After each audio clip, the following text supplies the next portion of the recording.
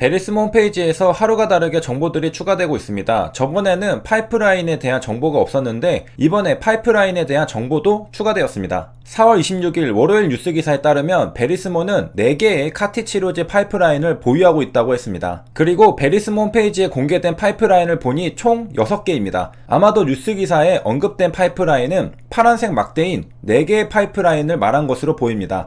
가장 상업화가 빠른 파이프라인들이죠. 상위 3개는 현재 전임상 단계입니다. 전임상 단계가 끝나면 IND 제출을 하고 임상 1상에 본격적으로 들어갈 것으로 기대합니다. 파란색 막대 마지막 적응증은 GBM 뇌종양인데요. HLB는 뇌종양을 집중적으로 타겟하는 전략을 전사 차원에서 결정한 게 아닐까 싶습니다. 이미노믹 테라퓨틱스도 GBM을 공략하고 있고, 최근에는 리보세라닙도 GBM을 공략하고 있고, 베리스모도 GBM을 공략하고 있습니다. HLB 자회사들이 개발 중인 파이프라인에 GBM이 모두 들어가 있는 것이죠. 선택과 집중을 하는 게 아닐까 합니다. GBM은 5년을 넘긴 환자가 약 3에서 5%입니다. 2020년 12월 21일 뉴스 기사에 따르면 각종 적응증의 5년 생존율은 70에서 80%에 육박합니다. 서울대학교 병원의 암수술 성적인데요. 수술 후 5년 생존율을 표로 보여주고 있습니다. 대략 순서대로 읽어보면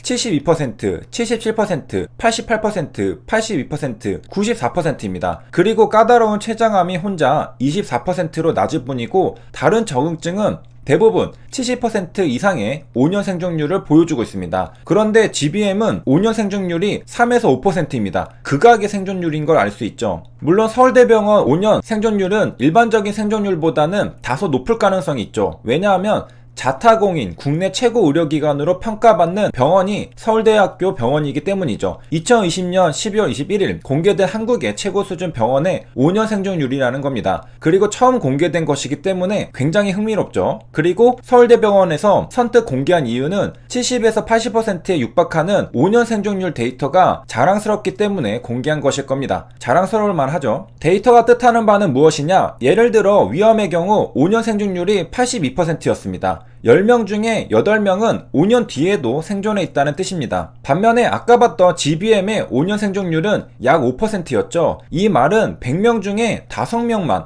5년 뒤 생존해 있다는 뜻입니다. 95명은 어디 갔느냐? 돌아가셨다는 겁니다. 거의 전멸 수준이죠. 내가 두통이 심해서 병원에 갔는데 만약 GBM으로 진단이 내려졌다면 진정한 의미로 시한부 인생을 선고받았다고 볼 수 있는 것이죠. 5년 안에 나는 높은 확률로 이 세상과 작별 인사를 해야 하기 때문인 것입니다. 그러니까 치료제가 개발되길 얼마나 많은 GBM 환자들이 학수고대하고 있을까 짐작해 볼 수 있습니다. 이에 비해 5년 생존율이 다소 높은 위암 환자들은 5년 뒤에도 버텨볼 수 있습니다. 그동안 혁신적인 신약이 운이 좋게 출시될 가능성도 있죠. 물론 모든 암 환자들에게 경중의 차이가 어디 있겠느냐라마는 굳이 비교해보자면 GBM 환자들에 비해 위암 환자들은 시간적으로 여유롭습니다. 나는 5년 뒤에도 생존할 확률이 80%니까 말이죠. 반면에 GBM 환자들은 한시가 급하죠. 위암의 경우 1기는 90% 이상의 생존율을 보이고 4기는 약 30%입니다. HLB 리보세라닙이 바로 말기 환자들을 대상으로 신약을 개발을 했고 NDA를 준비하고 있는 것이죠. 말기로 가면 생존율은 훅 떨어집니다. 고기를 많이 먹는 서양인들이 잘 걸리는 대장암은 5년 생존율이 77%인데 1기, 2기, 3기 모두 생존율이 높았다고 합니다. 1기, 2기는 90% 이상이고요. 3기는 80% 이상의 생존율이니까 굉장한 발전입니다. 말기의 경우 30% 수준이었는데 이것은 의미 있는 수치 변화라고 서울대병원에서는 설명했습니다. 그리고 폐암의 경우 5년 생존율은 약 77%였습니다. 2010년 이후 모든 병기에서 생존율이 향상되었다고 하는데요. 1기는 80% 이상, 2기는 60% 이상, 3기와 4기는 50% 내외를 보였다고 합니다. 이렇게 서울대병원에서는 전체 데이터뿐만 아니라 병기마다 1기, 2기, 3기 전부 구분해서 구체적으로 자료를 공개해 주어서 우리가 잘 살펴볼 수 있었습니다. 이렇게 대부분의 적응증에서의 5년 생존율은 70%를 넘어갑니다.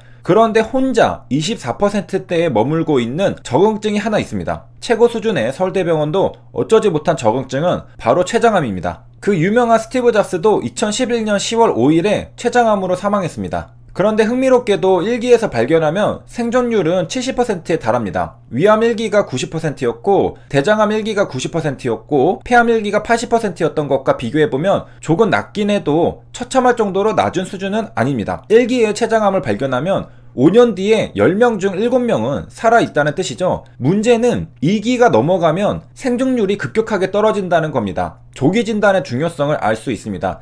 늦게 발견하면 힘들다는 것이죠. 4기의 경우에는 수술 후 5년 생존율이 약 4%에 불과합니다. 스티브 잡스도 처음 암에 걸린 사실을 알게 된 것은 2003년이었습니다. 사망이 2011년이니까 약 8년 정도 생존했습니다. 일찍 발견했기 때문에 5년을 넘겨 생존할 수 있었던 것이죠. 사실 5년 생존율 데이터를 보다 보면 암이 진행하는 건 똑같은데 일찍 발견해서 그냥 오래 산 것처럼 보인 게 아닐까 하는 생각도 듭니다. 하지만 일찍 발견하면 치료 가능성은 확실히 높아지는 것은 맞습니다. 특히 위암의 경우는 간단한 수술로 완치가 가능하죠. 애플의 제품을 보면 디자인이 엄청 예쁜데요. 스티브 잡스는 산소호흡기를 쓸 때도 마스크 디자인이 마음에 안 든다고 착용을 거부하기도 했다고 합니다. 마스크 디자인도 마음에 안 들고 환자용 산소통 디자인도 마음에 안 들어서 안 쓰려고 했다는 것이죠. 그만큼 디자인에 집착했던 모습을 볼 수 있습니다. 소비자도 제품이 예뻐야 구매를 하는 거죠. 그걸 알았던 스티브 잡스였죠. 원래 디자인에 집착하는 성격이었는지 예쁜 디자인을 추구하다 보니 그렇게 성격이 바뀐 건지 모르겠지만 말년의 스티브 잡스는 자신의 산소 마스크의 디자인까지 신경 쓸 정도로 굉장히 디자인을 신경 썼습니다. 다시 돌아와서 췌장암의 경우 5년 생존율이 24%입니다. 그리고 베리스모의 적응증 한 개가 바로 팬크레아틱 캔서 췌장암입니다. 여기에서 베리스모의 위험을 알 수 있습니다. 지금 도전하고 있는 적응증들이 결코 난이도가 만만치 않은 것들입니다. GBM 5년 생존율은 약 3에서 5%이고요. 췌장암도 5년 생존율이 24%에 불과합니다. 그런 적응증에 치료제를 개발하겠다고 도전하고 있는 게 베리스모입니다. 현 상황에서는 거의 불가능해 보이는 미션입니다. 그러니까 킴리아 개발자들의 입장에서는 적어도 이 정도로 극악의 생존율을 보여주는 적응증이어야 성취감을 느낄 수 있다는 걸까요? 내가 누군데 이미 생존율이 높은 적응증에 뛰어들어 조금 생존율 개선하고 허가를 받을 거라 생각한 거냐 묻는 듯 합니다. 3%, 24% 정도 생존율을 보여주는 적응증에서 혁신적인 치료제를 개발해야 만족하는 게 아닐까 생각이 드네요. 그도 그럴 것이 그 어려운 백혈병에서 킴리아를 개발하고 꿈의 치료제라는 수식어를 받기도 했으니까 말이죠. 백혈병은 이제 돈만 있으면 완치를 기대할 수 있게 되었습니다. 완전 관해율이 압도적으로 높죠. 이런 약을 개발하는데 한번 성공했던 킴리아 개발자들이라 이거죠. 한 번 더 불가능해 보이는 적응증에 도전해서 성공시켜 보이겠다는 겁니다.